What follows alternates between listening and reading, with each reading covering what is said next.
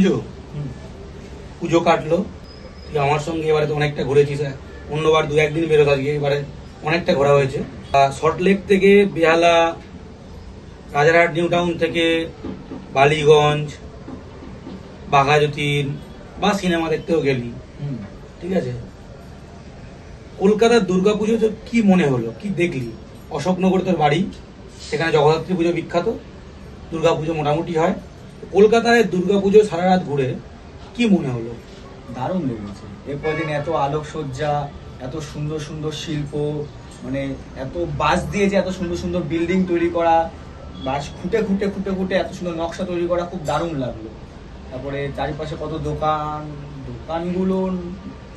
কিন্তু দেখ, এটা তো সবাই বলে যে কলকাতার দুর্গাপুজো হচ্ছে পৃথিবীর সব থেকে বড় আর্ট এক্সিবিশন, ঠিক আছে, সব থেকে বড় আর্ট ইনস্টলেশন।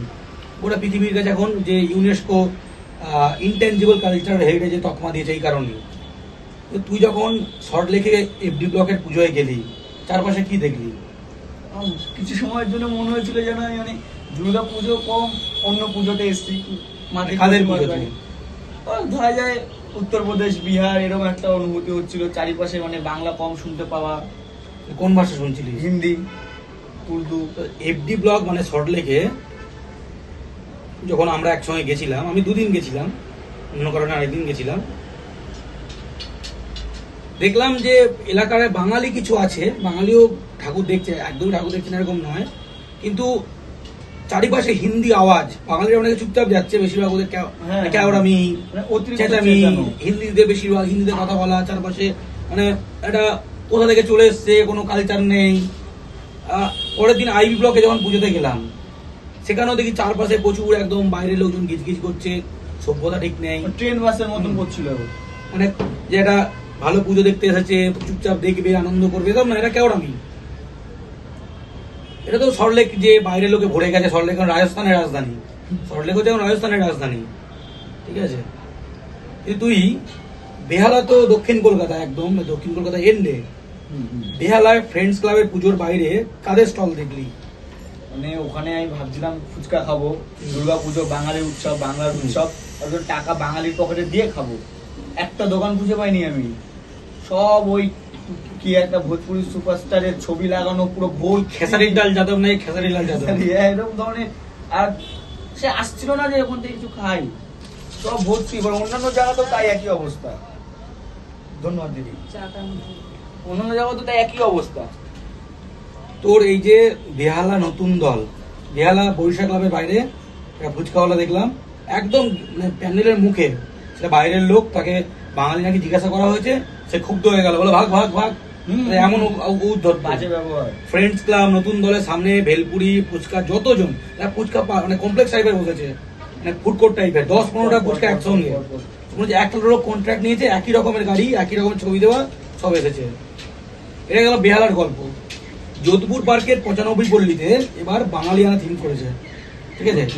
বাঙালি বঙ্গরতন, বঙ্গ ভান্ডারের রতন যেটা আছে, সেখানে স্বাধীনতা সংগ্রামের লড়াই, বাংলার বিজ্ঞান, বাংলার আধ্যাত্মিকতা, চৈতন্য, রামকৃষ্ণ, বিবেকানন্দ, ঢোকার মুখে শিকাগো বক্তৃতার স্ক্রিপ্ট, ঠিক আছে, দেখলি তো। বাইরে বেরিয়ে কি দেখলাম? একই অবস্থা। মানে প্যান্ডেলটা হচ্ছে বেসিক্যালি বাঙালিয়ানা, বাঙালির কথা বলছে। প্যান্ডেল থেকে বেরোলেই কলকাতা নয়, বিহারে আছি মনে হবে। মানে আপনি যেখানে যেখানে কলকাতায় টাকা খরচ করবেন, সেখানেই ওরা জেলার থেকে ঠাকুর দেখতে আসছে যারা, তারা এখানে এসে টাকাটা দিয়ে যাচ্ছে অন্য জায়গায়। একদমই সেই টাকা নিয়ে চলে যাচ্ছে অন্য জায়গায়। একদমই। এই যে বেহালার গল্প বললাম, যোধপুর পার্কে বললাম, আমরা দুটো সিনেমাও দেখেছি, রক্তবীজ 2 এবং যতকাণ্ড কলকাতাতে। রক্তবীজ 2 ভালো লাগেনি, যতকাণ্ড কলকাতাতে কিছুটা ভালো লেগেছে, অমিত দত্ত সিনেমা। এই যে বাংলা সিনেমা রক্তবীজে 2 যখন টিকিট কাটছিলাম, হাইল্যান্ড পার্কে কম দামের টিকিটটা হচ্ছে 350 টাকা। কি করে মানুষ সিনেমা দেখবে? সব পরিবারে গেলে তার 3-4 হাজার টাকা সিনেমা দেখতে খরচ আছে, পপকর্ন টপকর্ন নিয়ে। মানুষ কি করে সিনেমা দেখবে? 350, 400, 500, 600 টাকা করে টিকিট। মামাবাড়ি আইনক্সে রক্তবীজ 2 সিনেমা, বাংলা সিনেমা দেখতে যাবে মানুষ। মানে আমি হিন্দি সিনেমা এখানে চলুক সেটা যাই না, কিন্তু বাংলা সিনেমার টিকিটটা এমন হতে হবে যে মানুষ দেখতে যাবে। অ্যাফোর্ডেবল হতে হবে। আমি 600 টাকা 800 টাকা খরচা করে সালমান খানের কোমর নাচানো দেখার একদম বিরোধী, এবং এগুলো না চলে যারা যারা স্টুডেন্ট হ্যাঁ। এই আনন্দতে তো সিনেমা দেখতে হবে আমাদের মতন ছেলে পেলে। দিয়ে আমি আইনক্সে না কেটে এসবিএফ নরেন্দ্রপুরে কাটলাম, ওখানে তুলনামূলক কম ছিল। এই হচ্ছে ব্যাপার, এটা হচ্ছে বাস্তবতা, এটা হলো বাস্তবতা। এবং যে পুজোয় যে রাস্তাঘাটে দেখলাম একটা জিনিস, যেখানে গ্রুপে ছেলেপুলে বেরিয়েছে, সব বেশিরভাগই বাইরের ছেলেপুলে, এবং যারা নোংরামি করছে, যে ম্যাডক স্কোয়ারে কি দেখি ম্যাডাস স্কোয়ারে দেখলাম, এই ফেসবুকে দেখলাম, আর বাঙালিকে নাকি বাংলা বলার জন্য বাংলাদেশি বলে দিচ্ছে, মারধর করেছে, পাঞ্জাবি ছিঁড়ে দিয়েছে, আবার যে তুই বাংলাদেশি তুই বাংলাদেশি উখার পায়গা না কার পায়গা এরকম একটা ডায়লগ দিয়ে বেরিয়ে গেল। ভাবো ম্যাডক স্কোয়ার। আমরা তো আমি 2009 কলকাতায় এসেছি, আমি গ্রামের ছেলে। 2009 মানে অনেকটা সময় কাটিয়ে ফেলেছি কলকাতায়, 2009 থেকে 2025 মানে 16 বছর।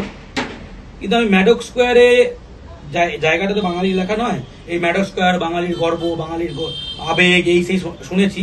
ম্যাডক স্কোয়ারে গেলাম, চারিদিকে নেশা ভাঙ, আর বাইরের লোকজনে ভর্তি, এবং বাঙালি যারা আছে এবং তারা প্রচুর নেশা ভাঙ, ঠিক আছে। তাদের সামনে একটা বাঙালি ছেলেকে মারলো, তারা বাংলাদেশি বললো, তাদের গায়ে লাগলো না, কিছু করলো না। এবং তার থেকে ভয়ঙ্কর ঘটনা একটা ঘটেছে, এটা হলো সোদপুর, এই যে আমাদের দমদম, তারপরে বেলঘড়িয়া, আগরপাড়া, সোদপুর স্টেশন, সেখানে একটা বাঙালি সাংবাদিক অগ্নিহোত্রী গুপ্ত স্টেশন থেকে নেমে হাঁটছে, 7-8 জন বিহার থেকে আসা ছেলে, হিন্দিভাষী, গুটকা, ঠিক আছে, মেয়েটাকে ফলো করে, একটুখানি এগিয়ে গিয়ে গায়ে হাত দেয়, তার পিছন থেকে জড়িয়ে ধরে প্রকাশ্যে। দুর্গাপুজোর সময় 9:30টার সময় কত লোক ভাবুন, কিচ্ছু যায় আসে না, কিচ্ছু যায় আসে না, এত কোনো ভয় নেই। তারপরে মেয়েটা ঘুরে পিছনে সবার থাপড় মারতেই বাকিরা গায়ে যেমন ইচ্ছা হাত দেয়, নোংরামো করে, এবং 8 জন মিলে মেয়েটাকে পেটায়। প্রথমে আরপিএফ জিআরপিএফ কোনো ব্যবস্থা করেনি, পরের দিন গিয়ে কেস করেছে। কলকাতা দুর্গাপুজো, ম্যাডক স্কোয়ার, সোদপুরে কি হচ্ছে এগুলো? আমিষ নামিষ খাওয়া নিয়ে অনেক ঝামেলা শুনেছিস, কি শুনেছিস বল? বিভিন্ন কমপ্লেক্সে নাকি আমিষ নিরামিষ খেতে হবে, ওই নবমীর দিন নাকি আমিষ খাওয়া যাবে না, যেটা আমি ছোটবেলা থেকে দেখছি। ভোগের সময় নাকি আমিষ দেয় মায়ের, সেগুলো বন্ধ, পাড়ায় পাড়ায় নাকি বন্ধ করে দেওয়ার চেষ্টা চলছে বিভিন্ন বাইরে থেকে এসে যারা আছে। বাঙালি শক্তির আরাধনা করে, মা কালী, মা দুর্গা, মা মনসা, মা শীতলাকে আমরা আমিষ নৈবেদ্য দিই। আমাদের খাদ্যাভ্যাসের ওপর হচ্ছে আঘাত আসছে। এবং মধ্যপ্রদেশ এবং দিল্লিতে দেখলাম দুর্গাপুজোর মানে বাইরে মাঠে বিভিন্ন মেলা বসেছে, আমিষ স্টল লাগিয়েছে, এসে হিন্দিভাষী গুন্ডারা ধমকাচ্ছে, চমকাচ্ছে, তুলে দিচ্ছে, বলছে হিন্দুদের আস্থার প্রতীক এটা, আমিষ খাওয়া যাবে না। মানে আমরা আমিষ খাই বলে আমরা হিন্দু না, মা দুর্গা হিন্দু না, মা কালী হিন্দু না, বলে তো আমরা অবাক হয়ে যাই। সর্বোপরি আমরা কলকাতায় যেটা দেখলাম, এই যে পুজোর ব্যাপক ব্যবসা, বলছে 65,000 না কত হাজার কোটি টাকা, 70,000 কোটি টাকা ব্যবসা হয়েছে, সেই টাকাটা বেশিরভাগই বাইরে চলে যাচ্ছে, মল থেকে জিনিস কেনাকাটা, এবং এই যে বাইরের লোকজনের ফুচকা থেকে আরম্ভ করে এই সেই যে কদিনের ইয়ে, একটা অংশ অবশ্যই বাঙালির হাতে আসে, গরিব মানুষের হাতে আসে, বড় অংশ টাকা বাইরে চলে যাচ্ছে। তার সঙ্গে সঙ্গে বাইরের নোংরা লোকজনে ভরে যাচ্ছে, এবং পুজোর সময় ওরা যে লুটেরা গ্যাং, চুরি ছিনতাই করা মহিলা গ্যাং, সব বিহার ইউপির লোকজন ধরা পড়েছে। হ্যাঁ, কি বেদ নাম, এরা আসানসোলের ওখানে কুলটিতে থাকে, তারা কলকাতায় এসে ডাকাতি করছে, বেদ সব বেদজ্ঞ ডাকাত চুরি চিন্তাই করে, এই হচ্ছে অবস্থা। সর্বোপরি পুজো আমাদের খুব ভালো কেটেছে, সঞ্জুরও ভালো কেটেছে। অবশ্যই, আমি 2 দিন গ্রামের বাড়িতে ছিলাম, ও 2-3 দিন ছিল আমার জেলায়। সিনেমা দেখেছি, ঘুরেছি, অনেক কিছু করেছে, কিন্তু যে চোখে লেগেছে বাইরের লোকজন ভর্তি হয়ে গেছে, নোংরামি, ঠিক আছে, বাইরের লোকের মানে স্টল দেওয়া, আয় করা, সব মিলিয়ে যে বাঙালি দুর্গাপুজো আস্তে আস্তে বহিরাগতরা নানা রকম করে নোংরামি করছে, এটা আমাদের নজর রাখতে হবে। এবং সকলকে বিজয়ার শুভেচ্ছা, সকলে ভালো থাকুন, আশা করি ভালো কাটবে। সামনে আবার কালী পুজো আসছে, হ্যাঁ কালী পুজো, দিওয়ালি নয়, ভূত চতুর্দশী, ধনতেরাস নয়। নিজের পূর্বপুরুষদের অপমান করবেন না, যেগুলো পূর্বপুরুষের ঐতিহ্য পরম্পরা সেগুলো পালন করুন, বাঙালি হয়ে বাঁচুন। কালী পুজোর শুভেচ্ছা জানাবেন, দিওয়ালির না। আবারও বিজয়ার শুভেচ্ছা, ভালো থাকবেন, ভালো থাকবেন।